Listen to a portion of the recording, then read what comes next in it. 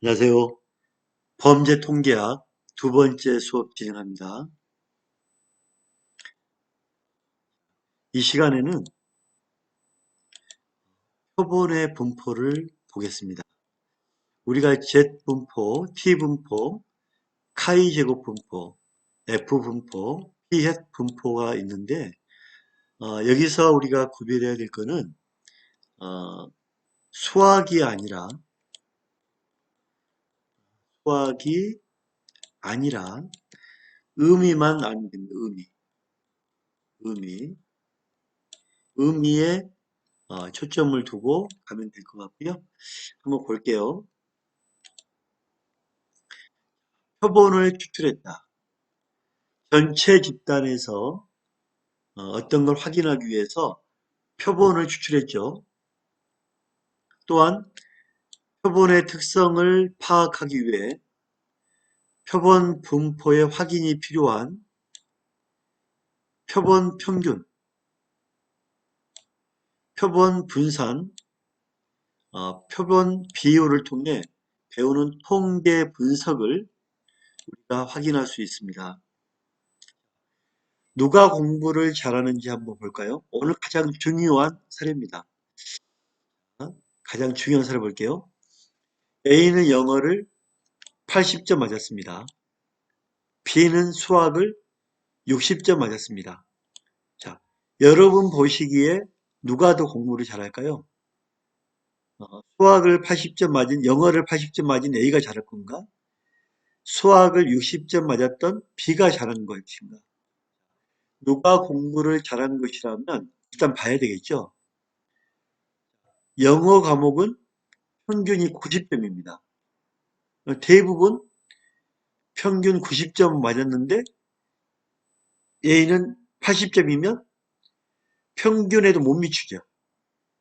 자, 하지만 B는 평균이 50점입니다. 대부분 50점을 맞췄는데 B는 60점을 맞췄어요. 자, 여러분 보시기에 A가 공부 잘하는 학생입니까? B가 잘하는 학생입니까? 평균을 기준으로 볼 때는 B가 아주 공부 잘하는 학생이죠. 실제 점수가 낮더라도 수학을 60점 맞은 B가 더 잘했다. 왜냐하면 전체 평균을 봤을 때 평균보다 더 좋은 점수를 받은 B가 공부를 더 잘한 것이죠.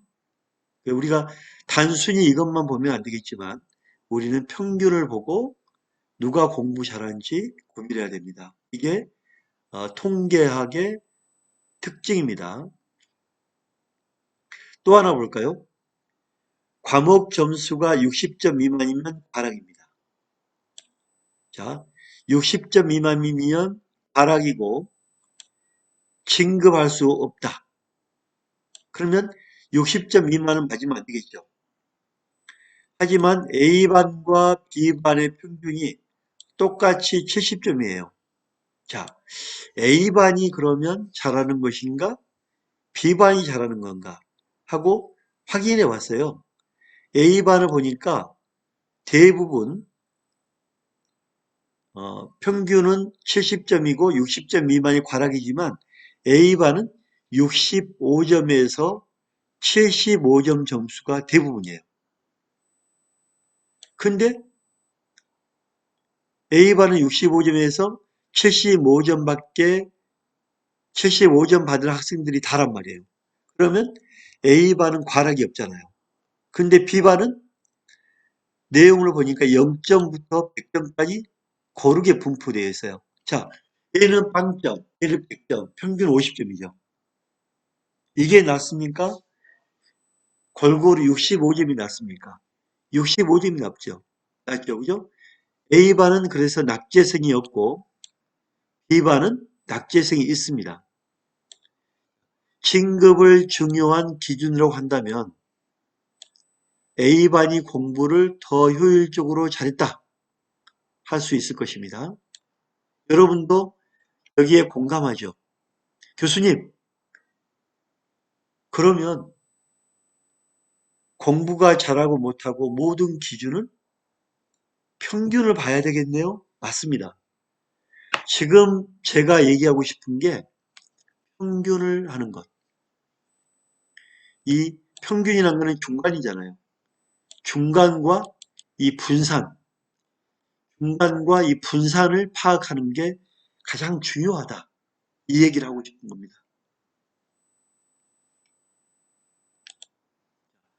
우리가 이제 그 표를 볼 건데, 표준화. 표준화가 정말 중요하죠. 표준점이 있어야 비교가 되니까. 그죠? 자, 그거를 정규 분포라고 합니다. 정규 분포란 거는 우리가 많이 봤죠? 평균에서 좌우 대칭이 똑같습니다. 이게 마이너스 1이면, 한 칸 갔으면 이건 플러스 1이겠죠, 1. 그러면 이 분산, 여기 1 빼기 1은 0이죠, 0. 아, 그러면 평균이 0이고 분산은 1이구나. 이게 정규 분포죠. 정말 중요합니다, 별표.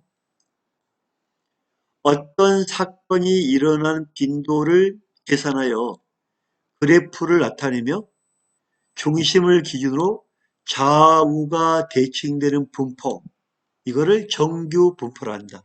우리는 그래프를 볼 줄만 하면 된다. 이 시간에 강조하는 것.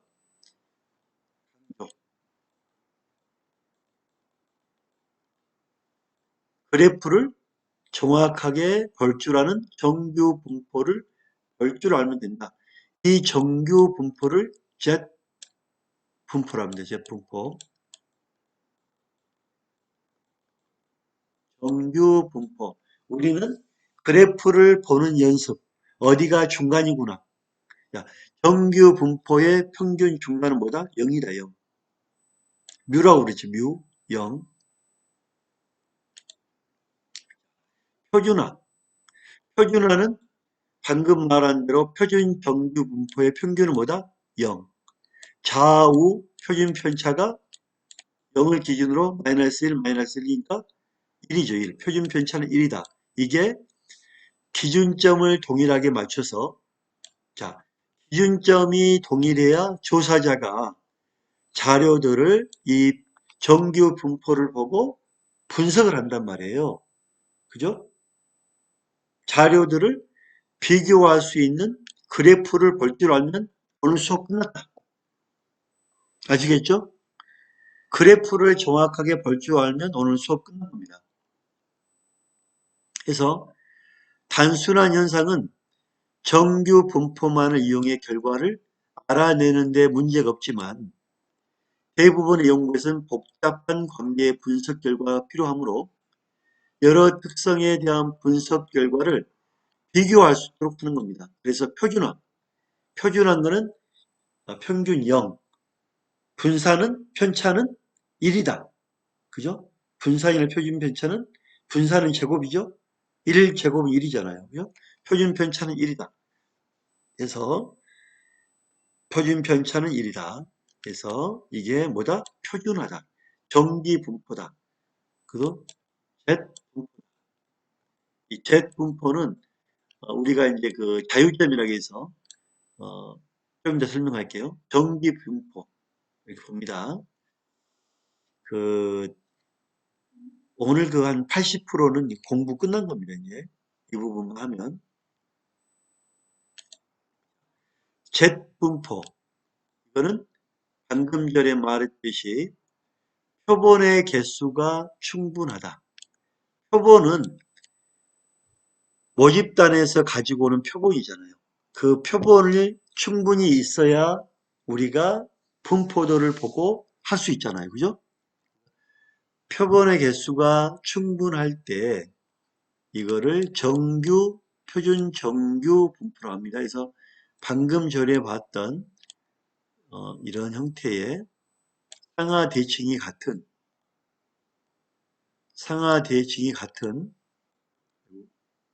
정기 분포가 나오죠. 그죠? 그래서 우리가 그 그래서 정규 분포다. 이렇게 보시면 됩니다.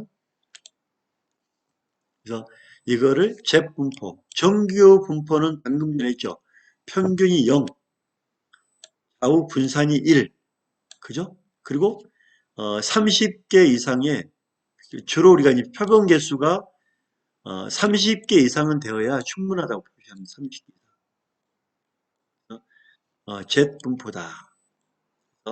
우리의 측정치 평균 0, 그다음에 모 표본 시그마 이걸 루트 n을 표준 편차하죠. 그래서 정규 표준 편차는 이 식을 쓰는데 이런 게 있다라고 정도 알면 됩니다. 저는 분명히 말을 하지만 수학 문제는 안 됩니다. 뜻만 하면 됩니다. 자, Z분포는 뭐다? 표준 정기 분포다. 그리고 개수가 30개 이상의 충분해야만 정규 분포가 된다. 이렇게 보시면 됩니다. 30개 이하, 표본이 30개 이하 충분하지 못한 경우에는 T분포를 사용합니다. T분포란 건 뭐냐면 평균 0은 맞아요. 평균 0은 맞는데 이 0의 기준에 원래 1이 마이너스 1이잖아요. 여기에 1보다 작은 못 미치는 부분이죠. 그래서 분산이 1보다 작다. 근데 그냥 다른 걸 떠나서 T분포는 표본이 충분하지 못할 때 사용하는 거다. 표본의 개수가 30개를 넘지 못할 때 사용하는 거다. 이렇게 보시면 됩니다. 평균은 같습니다. 평균. 그 다음에 계산식도 Z 분포와 거의 같아요. 계산식도 거의 같습니다. X는 측정치잖아요. 측정치의 평균 같죠? 아까 이제 Z분포는 이게 시그마였지만 S는 표준이죠, 표준. 표준의 루트 n이기 때문에 같습니다. 그래서 자유도는 이제 n에다가 마이너스 1을 넣죠, 그죠? 그래서 큰 공식적인 차이가 없는데, 여기를 볼까요? Z분포와 T분포를 보면, 여기를 보면 이제 설명이 되는데, 우선 공식 볼게요. 정규 분포는 시그마가 나오고, 같죠? 표준 S, 편차, 같죠? 어, X와 뮤, 똑같죠? 그래서 식이 거의 동일해요. n-1만 빼고는 식이 똑같다. Z분포나 T분포. 그래서 우리는 Z분포는 표본 개수가 30개 이상, 어, 즉 자유도인 표본 개수가 30개 이상, 30개가 안 된 건 T분포다. 자, 볼까요? Z분포는 정규분포죠. 정규분포는 0이죠. X바 평균. 좌우 대칭이 똑같죠. Z분포는 정규분포는 좌우 대칭이 확실합니다. 하지만 n 그 표본 개수가 얼마 안 됐을 때 얼마 뒤 안에 얼마 안 된 거는 빨간 거는 정규 분포와 이 빨간 선과 거리가 멀죠. 약간 표본이라든지 정확한 상대층에서 분산이 많이 이루어져 버렸죠. 옆으로 분산이 많이 이루어졌죠. 그죠? 정규 분포 거리가 있죠. 하지만 표본 개수가 15개다. 15개는 좀 더 낮죠. 올라갑니다. 상승합니다. 표본 개수가 25개다. 그러면 정규 분포 쪽으로 많이 올라가죠. 이런 것처럼 표본 개수가 부족할 때 사용한 것은 T분포다. 그래서 정규 분포와 Z분포와 T분포는 거의 비슷하다. 단지 표본 개수가 30개 육박할 때 Z 표준 개수와 거의 일치할 수 있도록 올라간다. 이렇게 우리가 이해하면 됩니다. 어렵지 않죠? 그래서 Z분포와 T분포 우리가 구별할 줄 아는 구별, Z과 T분포를 구별할 줄 아는 또 표를 볼 줄 아는 그런 이 의미만 알면 되겠습니다. 그 다음에 이제 카이 제곱 분포인데 카이 제곱 분포란 거는 정규 분포로서 나오긴 나오는데 Z 분포를 제곱을 합니다. Z 분포를 제곱을 해버리기 때문에 항상 뭐다? 0보다 큰 값이 나오겠죠. 그냥 제곱을 하는 거예요, 제곱. 이게 카이 제곱 분포다. 확률 변수 x1, 확률이 많이 들어가서 틀리겠죠. x3, xn이 표준 정기 분포이며 독립이란 말이에요. 그러면 카이 제곱은 여기에 제곱을 하죠. x1 제곱, x2 제곱, x3 제곱, xn 제곱. 해서 제곱을 하기 때문에 새로운 확률이 또 나오죠. 표준 정규 분포는 있는 그대로 0을 기준으로 나가지만 확률 변수 카이 제곱은 제곱을 하기 때문에 역시 카이 제곱의 분포를 합니다. 즉 정규 분포인 Z 분포나 T 분포는 표준 정규 분포를 닮아가는 꼴이 있지만 카이 제곱은 확률 변수로 제곱을 하기 때문에 약간 추정을 합니다. 추정을 할 때 이럴 것이다. 이럴 것이다고 추정할 때는 거의 카이 제곱을 많이 씁니다. 그래서 카이 제곱 분포는 카이 제곱이기 때문에 확률 변수는 1에서 n까지 x의 제곱이다. 그래서 한번 볼까요? 확률 변수가 1이면 이 자유도가 적으니까 상대 분포하고는 완전히 거리가 먼 표가 나오죠. 근데 자유도가 2이면 조금 낮죠. 자유도가 5만 돼도 약간 정규 분포에 못 미치지만 분산이 좀 틀리잖아요. 여기하고 완전히 틀리죠. 이쪽은 많고 적잖아요. 하지만 자유도가 15일 때는 정규 분포에 많이 다가가죠. 자유도가 20이다. 그러면 거의 30에 육박한 정규 표준 분포에 따라가잖아요. 그죠? 그래서 확률 변수가 많으면 많을수록 정규 표본에 닮아간다. 이렇게 이해하면 되겠죠? 카이 제곱 분포. 자, 추정하는 분포는 카이 제곱과 F 분포인데 추정을 합니다. 자, 카이 제곱은 하나를 제곱을 했죠. 하나를 가지고 제곱하는 카이 제곱이고 F 분포는 두 개를 놉니다. 두 개 분산. 그러니까 하나의 분산이 아니고 두 개의 분산을 가지고 추론을 합니다. V1, V2. V1, V2는 각각 V1 제곱, 카이 제곱, V2는 각각 카이 제곱에 대한 분산인데 두 개 분산을 가지고 합니다.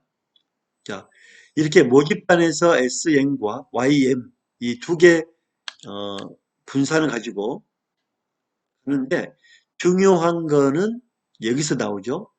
V1은 역시 n-1 S1 평균 편차, V2도 n-1 S2 이렇게 나가는데 그러면 F 분포는 V2와 비율이 같아야 제곱이기 때문에 0보다 크다고 했잖아요. 그죠? 그렇기 때문에 1로 둡니다. 추정이기 때문에 추정. 그래서 F 분포는 가장 좋은 점이 두 개니까 50대 50, 즉 1이 됐을 때 정규 표준으로 들어갑니다. 분포로 들어갑니다. 정규 Z 표본으로 하는데 50대 50은 1이잖아요. 평균 1. 하지만 여기 보면 3대 4다. 그럼 완전히 좀 틀어놨죠? 이거는 완전히 안 맞는 거죠. F 1, 2니까 완전히 차이가 있는 거죠. 50까지 가야 그래도 정규 표준 가는데 10, 30만 돼도 좀 닮아갔죠. 하지만 50대 50 가면 정규 표준 분포를 닮아간다. 그래서 카이 제곱과 F 분포는 평균 1이다. 이렇게 보시면 됩니다. 자, PS는 표본 비율이에요, 비율. 즉, 모집단의 특성 중 비율이 어떠냐? 성공과 실패의 비율, 남성과 여성의 비율, 물건을 샀던 곳과 비구매의 비율, 즉, 베르누이가 본 서로 다른 한 분포를 표본 비율 똑같은 비율로 놓고 넣는 거죠. 똑같은 비율로. 그래서 표본 비율은 표본 비율이 똑같을 때 정규 분포 닮아가면 좌우 대칭이 이게 똑같다. 음? 좌우 대칭이 아이고 1 똑같다. 이거 뭐 2면 1, 좌우 대칭이 똑같다. 그죠? 그래서 표본 비율이 같다면 평균이 같다. 좌우 대칭이 똑같다. 됩니다. 그래서 우리가 이 시간에 가장 중요할 거는 그래프를 볼 줄 아는 것. 그리고 표본이 30개 이상이면 개수가 많기 때문에 정규 분포인 대분포가 나온다. 30개 이하가 된 거는 T분포를 쓴다. 그 다음에 평균 1을 가지고 추정을 할 때는 카이제곱 분포를 쓰고 F분포를 쓴다. 이 정도 우리가 이해를 하면 되겠습니다. 자, 오늘 그 표를 보는 방법을 봤는데요. 두 번째 수업 마치겠습니다. 감사합니다.